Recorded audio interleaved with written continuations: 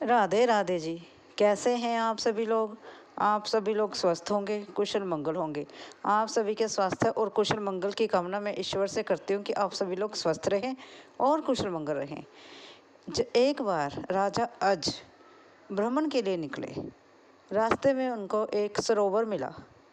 सरोवर में एक अत्यंत सुंदर कमल का फूल खिला था और राजा अज को वह कमल का फूल बहुत ही सुंदर लगा और वह उस कमल के फूल की तरफ आकर्षित हो गए। राजा अज उस कमल के फूल को पा लेना चाहते थे, इसलिए इसी चाहत से वह समुद्र में उतर गए। जैसे ही राजा अज उस समुद्र में उतरे तो राजा जैसे आगे आगे चलते गए और कमल का फूल आगे आगे आगे आगे खिसकता गया। जैसे जैसे राजा अज कमल के फूल तक पहुंचना चाहते थे, लेकिन कमल का फूल आगे आगे खिसकता रहा और राजा अज जो है वह कमल के फूल तक ना पहुंच सके। इतने में एक आकाशवाणी होती है, हे राजा अज, तुम इस कमल के फूल को नहीं पा सकते क्योंकि तुम निसंतान हो, तुम्हारे कोई संतान नहीं है। तो यह आकाशवाणी सुनकर जो है राजा जो है परेशान हो जाते हैं और वह अपने महल में जाकर वह अपने चिंतित होकर बैठ जाते हैं। जब राजा अज अपने महल में जाकर चिंतित होकर बैठते हैं तब उसको किसी प्रकार की भी सुध बुध नहीं रहती है। और लेकिन जो राजा अज होते हैं वह शिव जी के परम भक्त होते हैं, वह शिव के परम भक्त हैं। शिव जी भी परेशान हो जाते हैं राजा अज को परेशान देखकर। इसलिए जो भगवान शिव हैं वह धर्मराज को अपने पास बुलाते हैं और कहते हैं कि तुम किसी ब्राह्मण की व्यवस्था करो जो राजा अज तक पहुंच सके। धर्मराज जो आज्ञा महाराज कहकर वहां से चला जाता है। एक बार वहां पर एक ब्राह्मण और एक ब्राह्मणी सरयू नदी के किनारे रहते थे। उनकी स्थिति थोड़ी मंद थी। किसी कारणवश वह राजा अज के महल में पहुंचे। जैसे ही ब्राह्मण जो है राजा अज के महल में पहुंचता है तो राजा अज जो है अपनी सारी वृतांत, अपना सारी परेशानी ब्राह्मण को बताते हैं और ब्राह्मण को कहते हैं कि आप यहाँ से खाली हाथ मत जाना। तो राजा अज जो होते हैं ब्राह्मण को बहुत सारे मोहरे और खजाना देकर विदा करना चाहते हैं, लेकिन जो ब्राह्मण होता है वह उस खजाने को लेने से मना कर देता है और कहता है कि ये सभी प्रजा की है, इस पे मेरा कोई हक नहीं है। तब जो राजा होता है वह अपने गले से मोतियों का हार निकालकर ब्राह्मण को देता है, तो ब्राह्मण उसको भी लेने से इनकार कर देता है। क्यों? क्योंकि कहता है ये भी प्रजा का है, ये भी प्रजा की कमाई है। यह सुनकर जब ब्राह्मण राजा अज के महल से खाली हाथ चला जाता है, लौट जाता है, तो जो राजा है अज होता है वह भी तब फिर वह परेशान हो जाता है और दुखी होता है कि आज मेरे इतने बड़े महल से एक ब्राह्मण खाली हाथ लौट गया है। इसी कश्मकश में राजा अज को रात को नींद नहीं आती और राजा अज क्या करता है, एक साधारण वेशभूषा पहनकर, एक साधारण कपड़े पहनकर वह अपने राज्य से निकलता है और किसी एक लोहार के पास जाकर लोहा कूटने का काम करता है। वह चुपचाप बिना बताए, किसी को बिना कुछ बताए, संदेश दिए ही वह उस लोहे की दुकान में लोहा कूटता है और वह सारी रात कार्य करने के बाद सुबह उसे एक अन्ना मिलता है। वह एक अन्ना लेकर ब्राह्मण के यहाँ जाता है और ब्राह्मण को के घर जाकर जब वह एक अन्ना देना चाहता है तो वहाँ पर ब्राह्मण को ना पाकर वह ब्राह्मणी को एक अन्ना दे देता है और कहता है कि तुम इसे ब्राह्मण को दे देना कि मैंने ये एक अन्ना दिया है। जब ब्राह्मण घर आता है तो ब्राह्मणी जो होती है ब्राह्मण को राजा अज की सारी बात बताती है। तो जो ब्राह्मण होता है उस अन्ने को फेंक देता है। जब वह जमीन पर उसे पटक कर मारता है तो वहाँ पर एक बहुत बड़ा खड्डा हो जाता है और उस खड्डे में से एक रथ निकलता है जो आकाश की तरफ चला जाता है। फिर ब्राह्मण द्वारा फेंकता है, उसी आने को द्वारा फेंकता है, तब फिर एक रथ निकलता है, फिर वह किसी दूसरी दिशा में चला जाता है। इस प्रकार करते करते वहाँ से कई सारे रथ निकलते हैं जो कि दिशाओं में, अलग अलग दिशाओं में चले जाते हैं। और जब तीसरा चौथा रथ निकलता है तब उस पर एक बालक आता है और वह रथ वहीं पर खड़ा रह जाता है। तो जो ब्राह्मण है उस बालक को ले जाकर राजा अज के महल में जाता है और राजा अज से बोलता है कि यह बालक आपका है राजा, ये बालक आप रख लो, ये जो तुम्हारा एक अन्ना था उससे यह बालक आया है। तो राजा अज बोलते हैं कि उस एक आने से ये बालक कैसे आ गया। तो जो ब्राह्मण होता है राजा अज को सारी वार्तांत सुनाता है कि इस प्रकार से यह घटना हुई, उस रथ में यह बालक आया जिस पर आपका हक है, ये आपका बालक हुआ। तो राजा अज उस बालक को स्वीकार करते हैं और आदर सहित उस बालक को वह महल में रखते हैं और जिसका नाम राजा दशरथ रखा जाता है। वह अयोध्या के दशरथ बनते हैं जो कि दशों दिशाओं में रथ को ले जा सकते हैं, इसीलिए उनका नाम दशरथ रखा गया। दशरथ, दश मैंने दस, दश रथ मैंने रथ, दसों दिशाओं में जो रथ को ले जा सके आसमान में उसको कहते हैं राजा दशरथ, इसीलिए उनका नाम राजा दशरथ पड़ गया। पहले उनका नाम राजा दशरथ के पहले उनका नाम मनु था, फिर उनका नाम राजा दशरथ के नाम से वह अयोध्या के राजा बने। और यह थी एक छोटी सी प्यारी सी जो कहानी, जो कथा है जो मैंने आपको सुनाई है। अगर आप सभी को यह मेरी कहानी राजा अज और राजा दशरथ की कहानी अच्छी लगी हो, अगर आपको पता चला हो कि राजा दशरथ का जन्म कैसे हुआ और उनका नाम राजा दशरथ क्यों रखा गया, तो प्लीज़ लाइक और सब्सक्राइब ज़रूर करें। थैंक यू जी।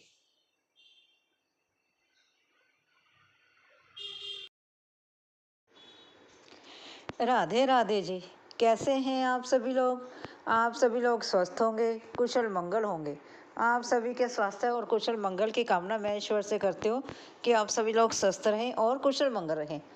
एक बार एक गुरुकुल में बहुत से शिष्य रहते थे। एक शिष्य ने अपने गुरु से प्रश्न पूछा, हे गुरुदेव, आप मुझे ये बताएं कि भगवान शिव के गले में सांपों की माला क्यों रहती है। फिर उसके गुरु ने जो इतना सुंदर उत्तर दिया, जरा आप भी सुने।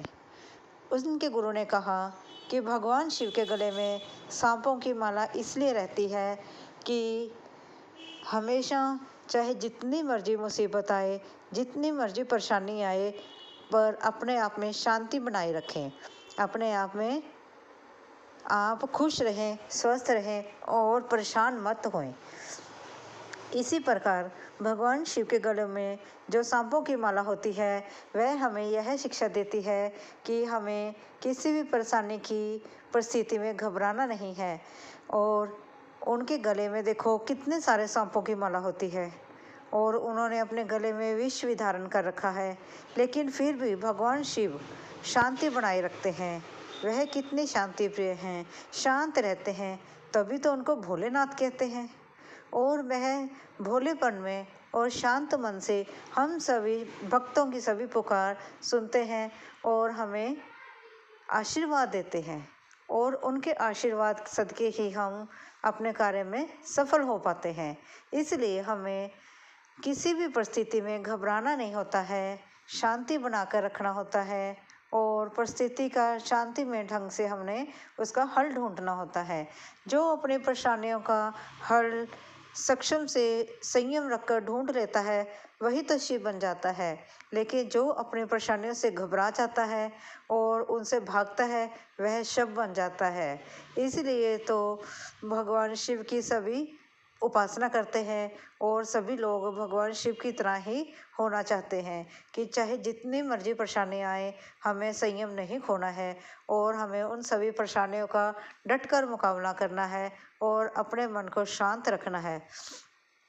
इसी प्रकार से हमें भगवान शिव से यही सीख लेनी चाहिए कि भगवान शिव ने पूरी सृष्टि को बचाने के लिए, पूरे संसार को बचाने के लिए, क्योंकि भगवान शिव द्वारा ही बनाया गया संसार है, तो उसी प्रकार हमें भी ये अपने द्वारा बनाई हुई या किसी भी लोगों द्वारा बनाई हुई इस दुनिया में, इस मोहल्ले गली मोहल्ले में साफ सफाई का ध्यान रखना चाहिए और लड़ाई झगड़े से बचना चाहिए और संयम से काम लेना चाहिए। जैसे भगवान शिव ने इस दुनिया का निर्माण किया, इस संसार का निर्माण किया और उस संसार को, उस जनजीवन को, उस कीट पतंगों को बचाने के लिए उन्होंने विष को अपने कंठ में धारण किया और नीलकंठ कहलाए।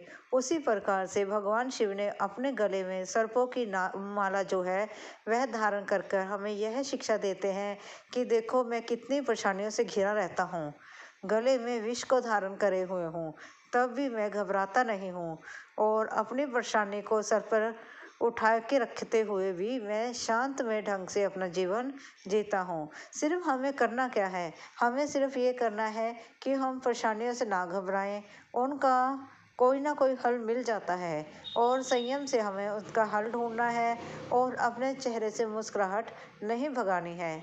जब हम अपने चेहरे से मुस्कुराहट खो देते हैं तभी दूसरे को पता चलता है कि हम परेशानी में हैं। इसलिए अपनी परेशानी को अपने चेहरे पर ना आने दें और उसका डटकर मुकाबला करें। डटकर मुकाबला ये नहीं है कि हमने उससे फाइट करनी है, फाइट का मतलब ये है कि हमें उससे शांतिपूर्वक सोच समझकर दिमाग से उसका एक हल ढूंढना है। उन परिस्थितियों से हमने भागना नहीं है। हमने अपने बच्चों को भी यही सिखाना है कि जीवन में परेशानियां तो आती ही रहेंगी, परेशानियां जीवन में कभी ख़त्म नहीं होती। एक जाती है दूसरी आ जाती है, दूसरी जाती है तीसरी आ जाती है, इसी को जीवन कहते हैं। इसलिए हमें जीवन में जितनी मर्जी परेशानी आए उससे घबराना नहीं है, चेहरे पर हंसी बनाकर रखते हुए हमें उस परेशानी का हल ढूंढना है और उसका मुकाबला करना है। और जब हम उस परेशानी को हंसते हुए हल करना शुरू कर देंगे, धीरे धीरे हम खुद ही महसूस करेंगे कि हमारे जीवन से जो परेशानियां हैं वह अपने आप ही दूर होने लगी हैं। फिर हमें पता चलेगा कि हम भगवान शिव के रास्ते पर चलने लगे हैं। जैसे कि भगवान शिव हैं जो हमारी सारी परेशानियों को दूर करते हैं, इसीलिए तो वे भोलेनाथ कहलाते हैं। तो इसके साथ साथ आप मेरे साथ प्रेम से बोलो, हर हर महादेव, हर हर महादेव, राधे राधे, राधे कृष्णा। अगर वीडियो अच्छी लगी हो प्लीज़ लाइक और सब्सक्राइब जरूर करें। धन्यवाद जी। राधे राधे जी। कैसे हैं आप सभी लोग? आप सभी लोग स्वस्थ होंगे, कुशल मंगल होंगे। आप सभी के स्वास्थ्य और कुशल मंगल की कामना मैं ईश्वर से करती हूँ कि आप सभी लोग स्वस्थ रहें और कुशल मंगल रहें। एक बार एक व्यक्ति था, वह बहुत ही परेशान रहता था।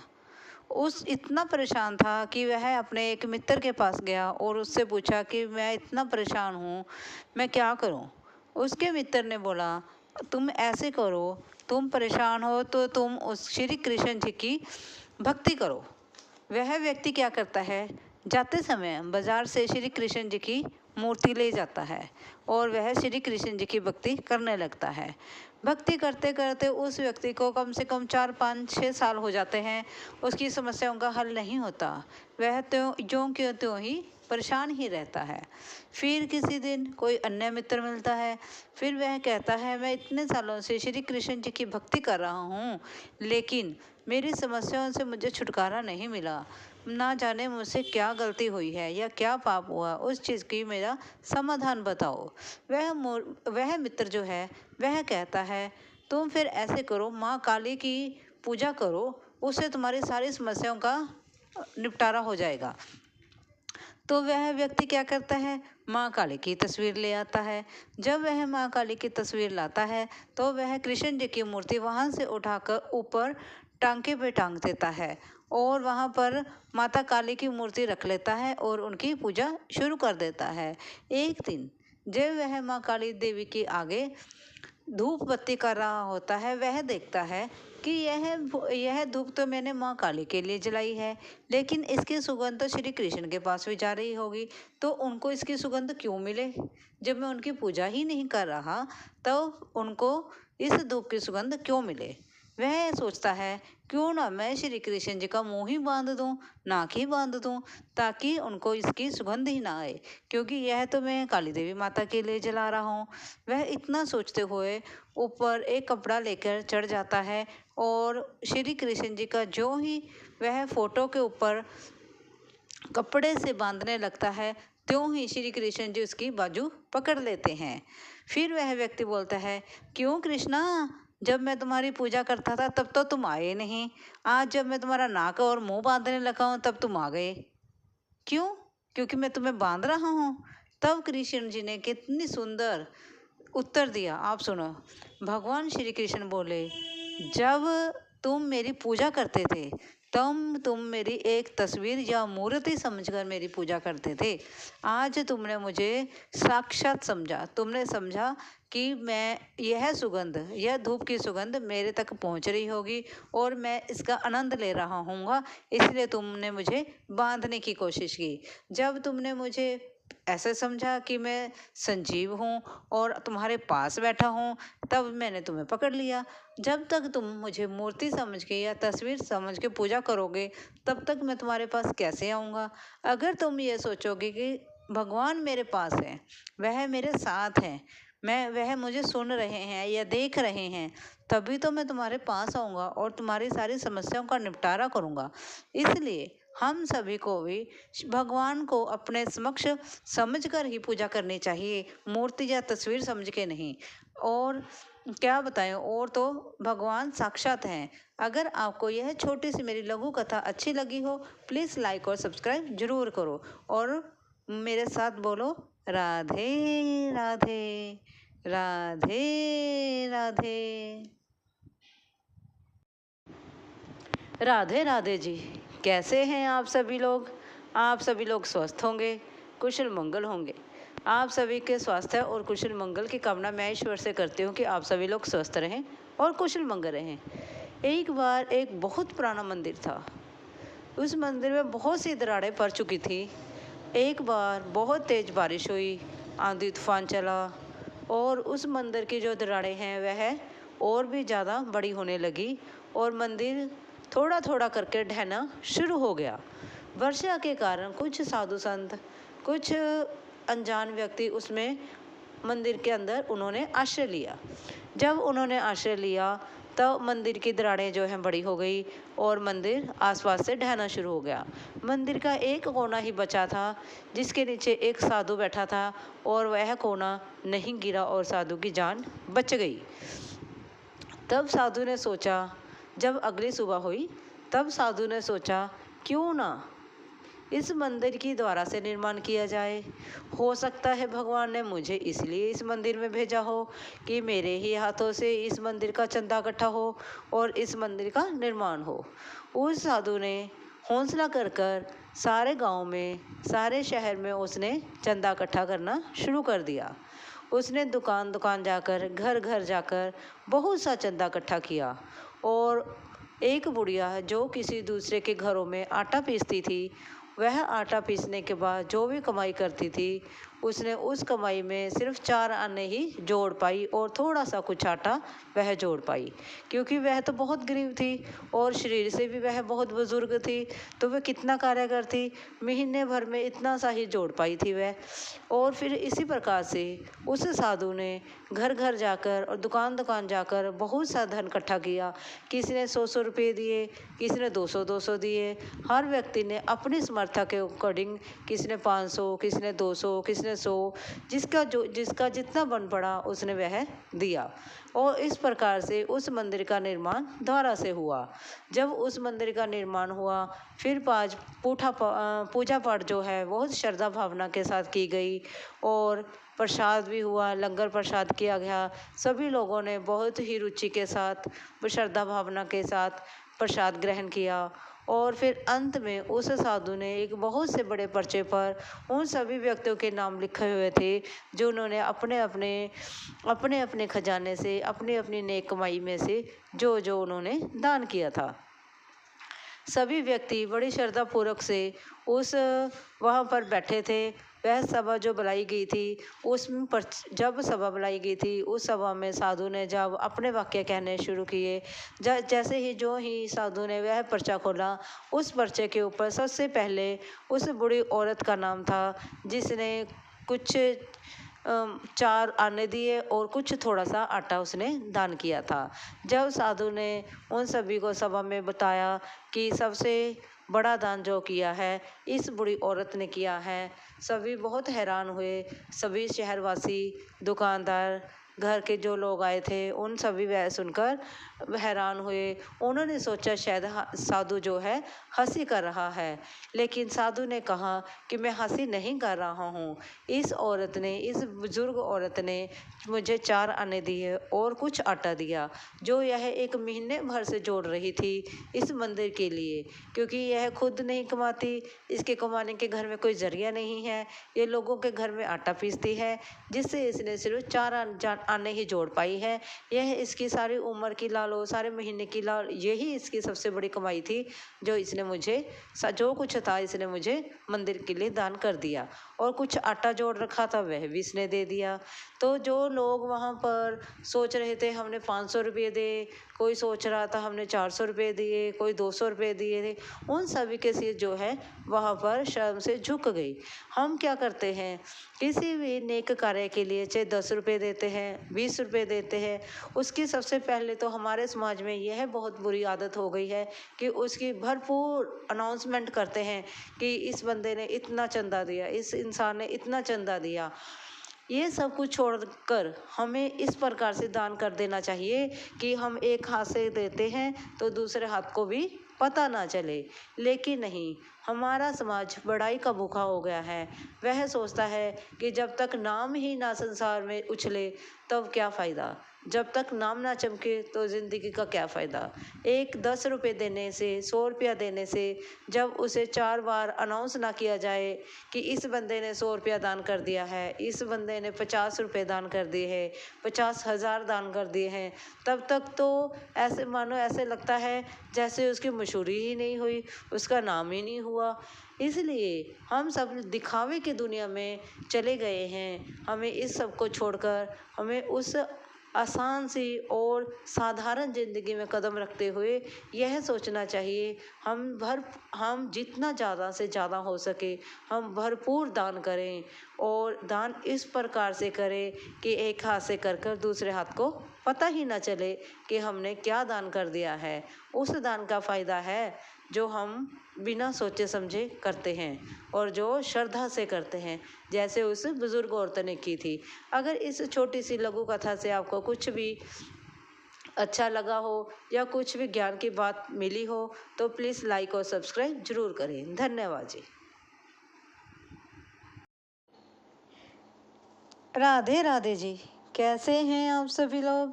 आप सभी लोग स्वस्थ होंगे, कुशल मंगल होंगे। आप सभी के स्वास्थ्य और कुशल मंगल की कामना मैं ईश्वर से करती हूँ कि आप सभी लोग स्वस्थ रहें और कुशल मंगल रहें। आज हम बात करते हैं श्री रामचंद्र जी, माता सीता और वीर हनुमान जी के बारे में। एक दिन श्री रामचंद्र जी और माता सीता बैठे आपस में बातचीत कर रहे थे। बातों ही बातों में वहाँ पर श्री हनुमान जी के बारे में बात चल पड़ी। वीर हनुमान जी की जब बात की चर्चा शुरू हुई तब भगवान श्री राम जी बोले कि हनुमान जी हमारे कितने परम प्रिय भक्त हैं, तब और वह हमको कितना मान आदर देते हैं। तब श्री रामचंद्र जी बोले कि हनुमान जी मुझे मान आदर देते हैं, वह मेरे परम भक्त हैं। तब माता सीता हंसती हैं और कहती हैं कि आप कैसे कह सकते हैं कि हनुमान जी आपके भक्त हैं, वह तो मेरे भक्त हैं, वह मुझे माते कह कर पुकारते हैं और वह मेरे भक्त हैं। हम कैसे कह सकते हैं कि वो आपके भक्त हैं या मेरे भक्त हैं? क्यों ना हम ऐसा करें, आपस में हमें बहस करने की ज़रूरत नहीं है। हम क्यों लड़ाई झगड़ा करते हैं? हम ऐसा करते हैं कि वीर हनुमान जी को आने दो, हम उन्हीं से पूछ लेंगे कि वह किसके प्रिय भक्त हैं। जब वीर हनुमान जी वहाँ पर आते हैं तो माता सीता जी को और श्री रामचंद्र जी को प्रणाम करते हैं और फिर उनके पास बैठ जाते हैं और उनके चरण दबाते हैं। एक हाथ से वह श्री रामचंद्र जी के चरण दबाते हैं और दूसरे हाथ से माता सीता जी के चरण दबाते हैं।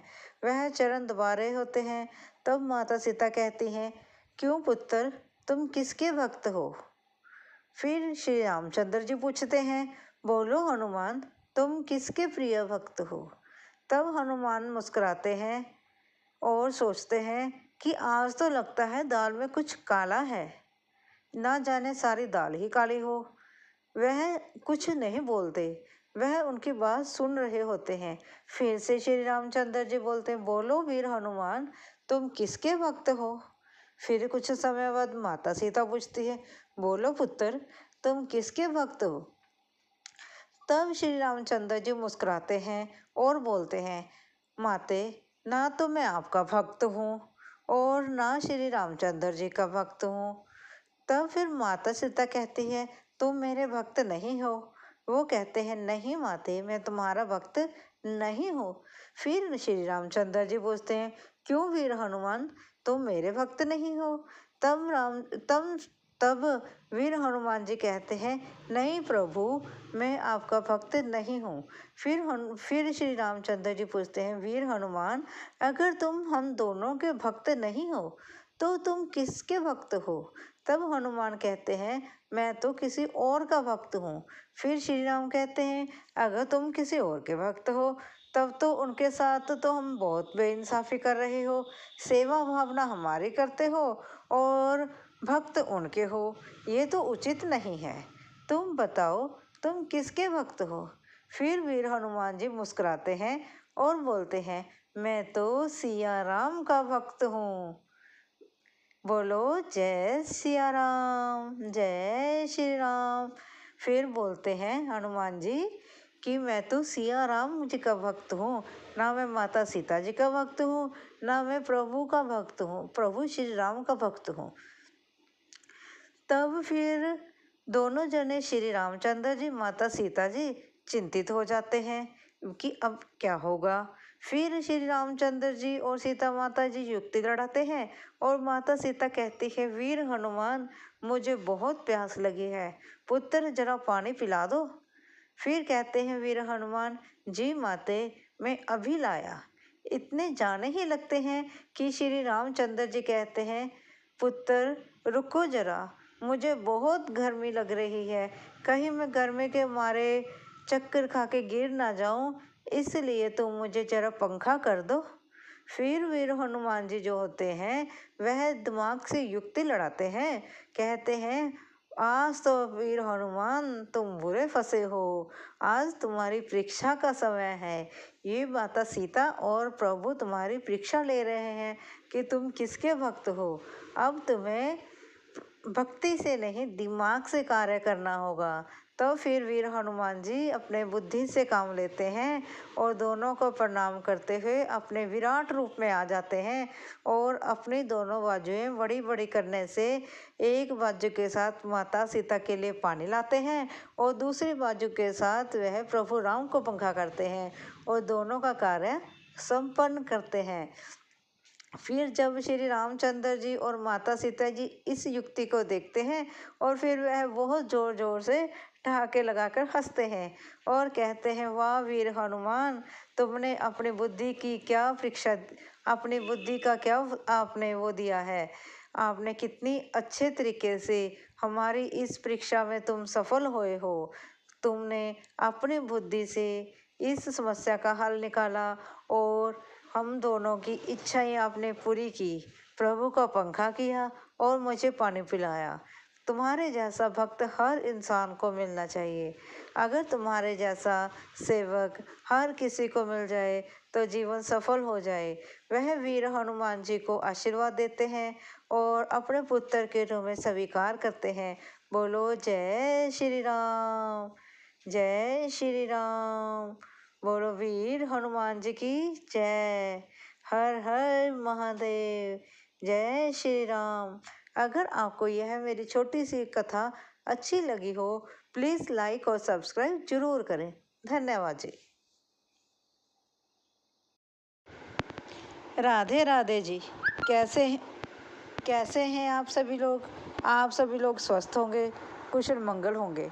आप सभी के स्वास्थ्य और कुशल मंगल की कामना मैं ईश्वर से करती हूँ कि आप सभी लोग स्वस्थ रहें और कुशल मंगल रहें। आज हम बात करते हैं श्री रामचंद्र जी और एक मेंढक के बारे में। एक बार श्री रामचंद्र जी अपने महल से निकलकर बाहर की तरफ चल दिए। जब वह महल से निकल के बाहर की तरफ चले तब उनके पीछे पीछे लक्ष्मण जी भी आ गए। वह कहते, भाई मैं भी आपके साथ चलूँगा। दोनों भाई महल से जो निकल कर चले, चलते चलते कुछ दूरी पर पहुँचे। वहाँ पर एक नदी थी। वह उस नदी के किनारे पर जाकर बैठ गए। जब वह नदी के किनारे बैठे, उन्होंने क्या किया, नदी के किनारे बैठने से उन्हें बहुत सारी बातें आपस में शेयर की। और फिर उन्होंने सोचा, क्यों ना हम इस नदी में स्नान ही कर लें। चलो जी, दोनों भाइयों की रजामंदी के साथ उन्होंने क्या किया, अपने अपने धनुष जो है वही ज़मीन पर गाड़ दिए और नदी में स्नान करने के लिए उतर गए। और श्री रामचंद्र जी और लक्ष्मण जी नदी में स्नान करने गए। फिर उन्होंने खूब स्नान किया। जब वह स्नान कर कर आए, तब उन्होंने देखा जो धनुष था वह खून से लथपथ था। उन्होंने वहाँ ज़मीन को थोड़ा नीचे से खोदा और वहाँ से उन्होंने देखा एक मेंढक जो जख्मी था वह था। फिर श्री रामचंद्र जी ने मेंढक से पूछा, हे मेंढक, तुम जख्मी हो तो तुमने शोर क्यों नहीं मचाया? यह धनुष तुम्हें लग गया है तो तुमने कोई आवाज़ क्यों नहीं की?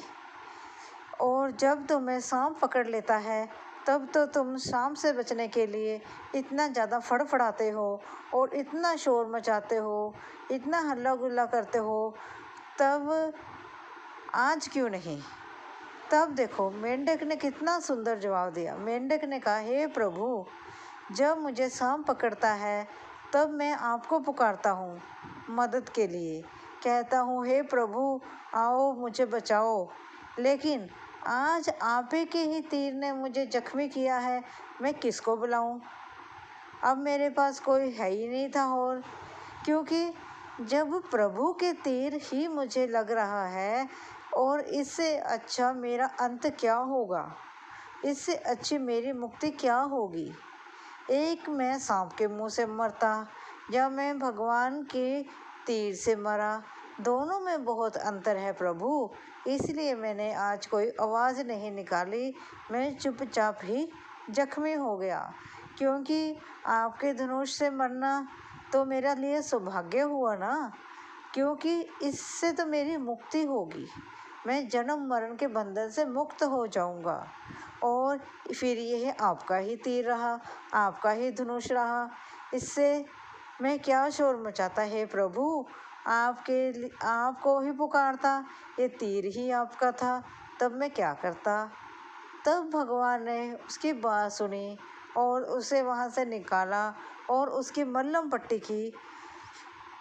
तब जाकर हमें इस कहानी से क्या शिक्षा मिलती है बताओ?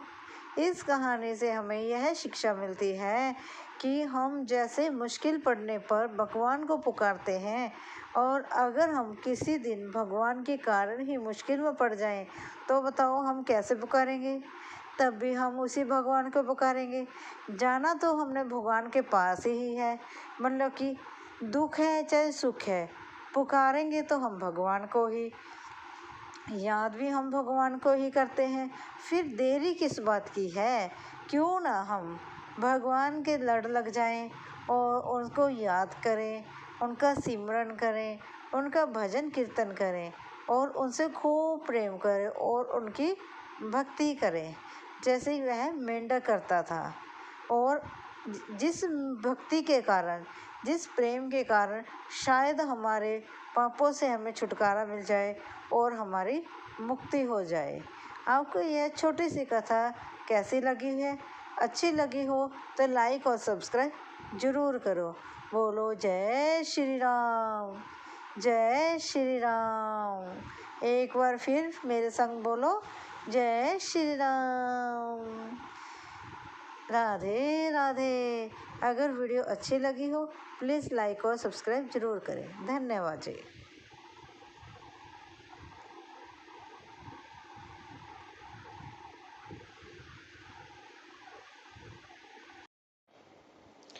राधे राधे जी। कैसे हैं आप सभी लोग? आप सभी लोग स्वस्थ होंगे, कुशल मंगल होंगे। आप सभी के स्वास्थ्य और कुशल मंगल की कामना मैं ईश्वर से करती हूँ कि आप सभी लोग स्वस्थ रहें और कुशल मंगल रहें। आज हम एक आपको रोचक बात सुनाते हैं, एक इतनी अद्भुत और सुंदर बात सुनाते हैं। आपको वह बात सुनकर, वह कथा, एक लघु कथा सुनकर आपको बहुत अच्छा लगेगा और आपकी जिज्ञासा भी बढ़ जाएगी। एक बार एक राजा होते हैं, वह उसके 3 मंत्री होते हैं, ठीक है ना जी। वह अपने तीनों मंत्रियों को 3 बड़े बड़े थैले उपहार में देता है और कहते हैं कि तुम जाओ बाजार में से फल फूल जो आपको अच्छा लगे, अच्छी अच्छी चीज़ें इसमें भर कर लेके आओ। मंत्री जाते हैं, बाजार में जाते हैं। पहला मंत्री सोचता है कि राजा तो बहुत व्यस्त रहते हैं, पता नहीं ना जाने वह थैला खोलकर देखेंगे या नहीं देखेंगे, लेकिन इतने बड़े थैले में मैं क्या लेकर जाऊं। वह इस असमंजस में पड़ जाता है और वह देखता है वहाँ एक फलों की रेहड़ी खड़ी होती है और वह उस फलों की दुकान से खूबसूरत फल, ताज़े ताज़े और स्वादिष्ट फल उसमें भर लेता है और भरकर उसको ले जाता है। जब दूसरे की बारी आती है, वह क्या करता है, वह सोचता है कि राजा तो अपने राज्य में इतना व्यस्त है, उसे थैला खोल के देखने का तो समय ही नहीं लगेगा, इसलिए मैं चाहे इसमें कुछ भी भर लूँ, राजा को क्या पता लगेगा, इसलिए मैं इसमें क्या भरूं। उसने यह सोचते सोचते उसने सोचा कौन सा राजा ने इसको खोलकर देखना है। अपना टाइम बचाने के लिए उसने क्या किया, सड़े गले और कुछ अच्छे फल, कुछ सड़े गले, इस प्रकार से सब्जियां और फल उसने उस थैले में खूब सारी भर ली और भरकर वह चलता बना। अब आई तीसरे मंत्री की बारी। आप बताओ फिर तीसरे मंत्री ने क्या भरा होगा। तीसरे मंत्री उससे भी ज़्यादा कामचोर था और इतना ज़्यादा आलसी था कि उसने राजा का महत्व ही नहीं समझा। उसने समझा कि राजा ने उसे थैला दिया, राजा को किस चीज़ की कमी, राजा के पास तो सब कुछ है, समय नहीं है, वह इस थैले को क्या खोल कर देखेगा, इसलिए उसने खोलना तो है नहीं, इसमें जो मर्जी भर लो। उसने क्या किया, आलसी तो था ही वह, उसने क्या किया, सूखे हुए फूल, पत्ते, फूंस, झाड़ियाँ सब उस थैले में इकट्ठी कर ली ताकि मुझे उठाना भी आसान रहे और थैला भी भर जाए। उसने इतना ज़्यादा थैला भर लिया और लेकर वह चल दिया। जब वह तीनों मंत्री राजा के महल में पहुँचे और राजन से बोले, हे राजन, हम आपकी आज्ञा के अनुसार यह थैले भरकर ले आए हैं। राजा के पास समय तो पहले ही नहीं था, तो उसने क्या किया, राजा ने कहा, बिना कुछ देखे, बिना कुछ समझे राजा ने सीधा ही आदेश दिया कि इन तीनों मंत्रियों में जेल खाने में डाल दो और इनके जो यह थैले लेकर आए हैं वह थैले इनको वहाँ पर दे दो। जब राजा ने तीनों मंत्रियों को अलग अलग जेल में बंद कर दिया और उन्हीं का थैला उन्हें दे दिया और यह आदेश कर दिया कि इन मंत्रियों को कुछ 1 महीने के लिए कुछ भी खाने के लिए नहीं देना है और ना इनको पीने के लिए देना है। जो भी यह सामग्री इन थैलों में इकट्ठी कर कर लाए हैं वह इसी के साथ गुजारा करेंगे, जैसा करेंगे वो इनकी इच्छा। इन्हें इन थैलों के साथ उसमें जेल में बंद कर दो। राजा की आज्ञा का पालन हुआ और मंत्रियों को जेल में डाल दिया गया। अपने अपने थैलों सहित जब मंत्री जेल खाने में चले गए, जिसके पास तो देखो बहुत अच्छे फल थे, उसने तो खूब फल खाए और अच्छा उसका समय बीत गया और वह जीवित रहा। और जिसके पास दूसरा जो मंत्री था, जिसके पास गले सड़े फल थे और कुछ अच्छे फल थे, पहले तो उसने खूब अच्छे फल खाए, अच्छे फलों का उसने मज़ा उठाया। फिर उसके पास जो गले सड़े फल रह गए थे, फिर उसने वह खाए, लेकिन गले सड़े फल खाने के कारण वह अत्यंत बीमार हो गया। अब आई तीसरे की बारी। जब तीसरे की बारी आई, वह बेचारा करता क्या करता, करता ना मरता। उसकी तो ऐसी स्थिति थी क्योंकि उसने आलस्य इतना था कि उसने अपने थैले में कुछ भी अच्छी वस्तु नहीं भरी। उसने राजा का महत्व नहीं समझा और उसने अपने थैले में सभी सूखे हुए पत्ते, झाड़ फूस, सब गंदगी भर रखी थी, जिसके साथ वह खा नहीं सकता था, इसलिए वह भूख से वहीं मर गया। इसलिए इस छोटी सी लघु कथा से हमें यह शिक्षा मिलती है कि हमें अपने कर्मों का भुगतान करना ही पड़ता है, और हम जहाँ भी जाए हमारे कदम, हमारे कर्म, हमारे कदमों से 2 कदम आगे हमेशा रहते हैं। इसलिए कोशिश करें कि अपने जीवन में अच्छे कर्म करें, अच्छे कार्य करें। जैसे कि कहते हैं ना कि माता पिता के किए गए कर्मों का फल उनके बच्चों को उठाना पड़ता है, उसी प्रकार जो हमने जन्म लिया है, यह जन्म इंसान का हमें बहुत मुश्किल से मिलता है। गाय, बकरी, कुत्ता, भैंस, जो भी जानवर होते हैं, ना जाने कितनी योनियां भोगने के बाद हमें इंसान का जन्म मिलता है। इसे व्यर्थ में ना गुजारें, अच्छे कर्म करें, ईश्वर की भक्ति करें, ईश्वर से लगन रखें और भगवान के साथ सिमरन करें। अगर आप अच्छे कर्म करेंगे तो उसका अच्छा फल मिलेगा, लेकिन अगर बुरे कर्म करेंगे तो बुरा भुगतना ही पड़ेगा। एक ना एक दिन हमें इसी धरती पर अपने बुरे कर्मों का भुगतान करना होगा। वह टाइम चला गया है जब कहते थे जो इस जन्म में करोगे अगले जन्म में भोगना पड़ेगा। नहीं, इसी जन्म का लेखा जोखा अब इसी जन्म में होता है। जैसे कि हम एक गांव के एक गौएं होती हैं, गायें, उसके बाड़े में चले जाएं। एक बछड़ा अपनी गाय को, अपनी माता को इतनी सारे गाय में ढूंढ लेता है कि ये मेरी माता है। ठीक है ना जी। उसी प्रकार से अच्छे और बुरे कर्म भी व्यक्ति को पहचान लेते हैं। इसलिए अच्छे कर्म करो, अच्छे कर्म करके अच्छे कर्मों के भागीदार बनो और अपनी ज़िंदगी को, अपने जीवन को अपने ढंग से स्वर्ग बनाओ। इसी धरती पर स्वर्ग है, इसी धरती पर नरक है।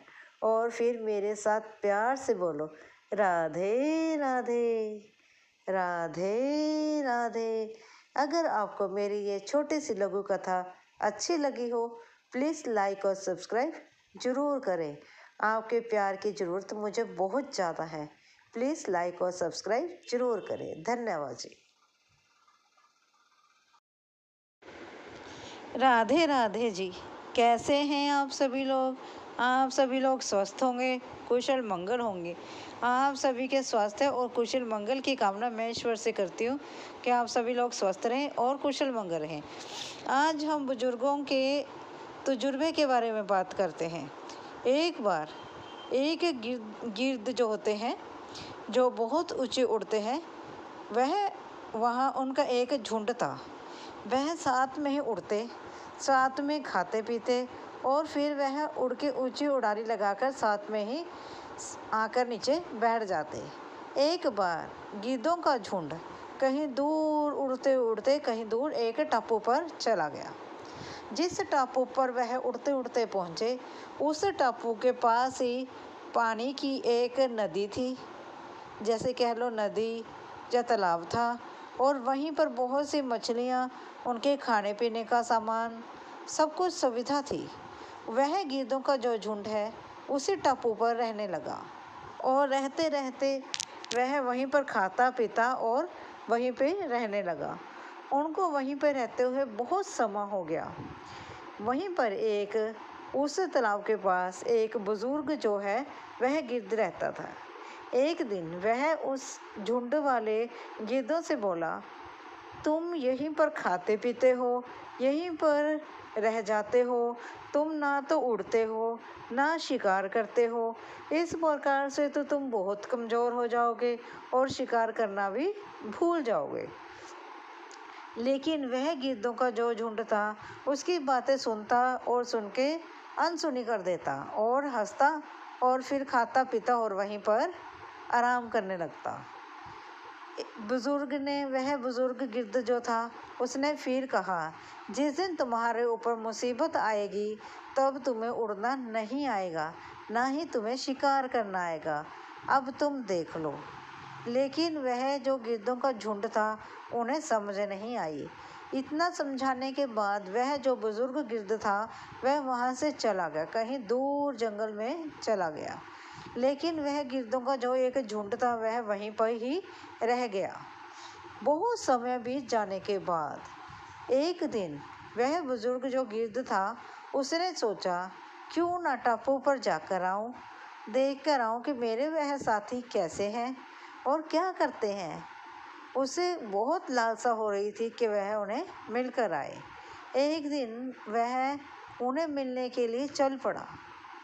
उड़ने के बाद जब वह टापू पर पहुंचा, वह क्या देखता है, टापू की दशा देखकर उसे बहुत दुख होता है। वह देखता है सारे गिद्ध वहाँ पर मरे पड़े हैं और वहाँ पर सब कुछ ही बिखरा पड़ा है। लेकिन एक गिद्ध था जो जख्मी था, वह उसकी कुछ सांसें चल रही थी।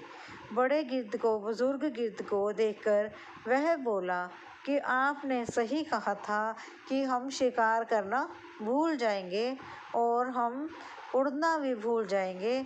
इसलिए जिस दिन हम पर हमला हुआ, ना तो हम उड़ पाए और ना ही हम शिकार कर पाए, और जिसके कारण उस शेर के झुंड ने हम पर हमला किया और हम सभी को यहाँ पर नोच दिया। इतना कहते ही वह जख्मी जो गिद्ध है वह मर जाता है। इन सभी की दशा देखो, वह जो बुजुर्ग गिद्ध होता है उसे बहुत दुख होता है और उसकी आंखों में आंसू आ जाते हैं। उसके पास पश्चाताप के अलावा कुछ नहीं रहता और फिर वह अपने वहीं पर पुराने जंगल में चला जाता है। इस कहानी से हमें यह शिक्षा मिलती है कि हमें आलस नहीं करना चाहिए, हमें अपने काम खुद करना चाहिए। कल का काम भी आज करना चाहिए, आज का काम अब करना चाहिए, ताकि हम अपने काम में सक्षम रहें और हम एक्टिव रहें, ताकि हम अपना काम किसी मुसीबत आने पर हम अपना काम कर सकें। और हमें आलस को त्याग कर अपने सारे काम अपने हाथों से करने चाहिए, ताकि हम अपने काम में चुस्ती फुर्ती और चालाकी दिखा सकें। अगर आपको यह छोटी सी कथा अच्छी लगी हो, प्लीज़ लाइक और सब्सक्राइब ज़रूर करें जी। धन्यवाद जी।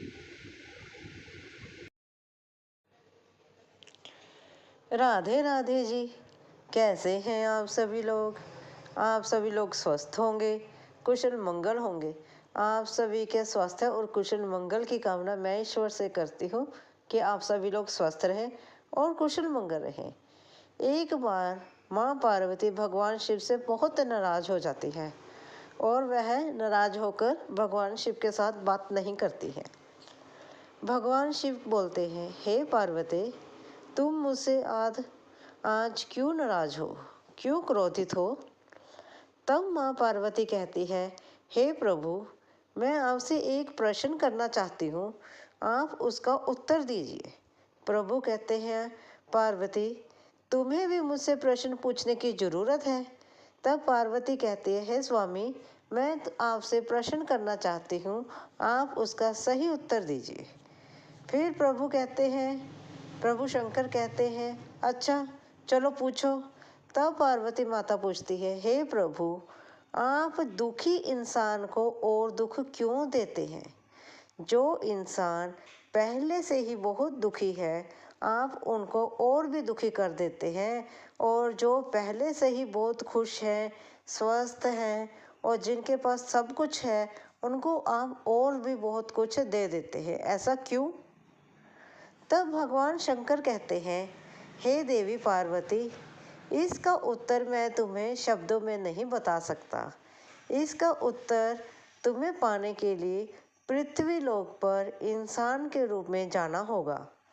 भगवान शिव और माँ पार्वती इंसान के रूप में धरती पर प्रकट हो जाते हैं, और जब वह प्रकट हो जाते हैं उस समय संध्या का समय होता है भगवान शिव और माँ पार्वती इंसान रूप में होते हैं, तब भगवान शंकर माँ पार्वती से बोलते हैं, हे पार्वती, ये मत भूलना कि तुम इंसान रूप में हो।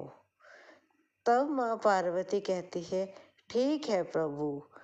तब भगवान शंकर कहते हैं, हे पार्वती, जाओ तुम चूल्हे चौके का इंतज़ाम करो, तब तक मैं कुछ खाने का इंतज़ाम कर लेता हूँ।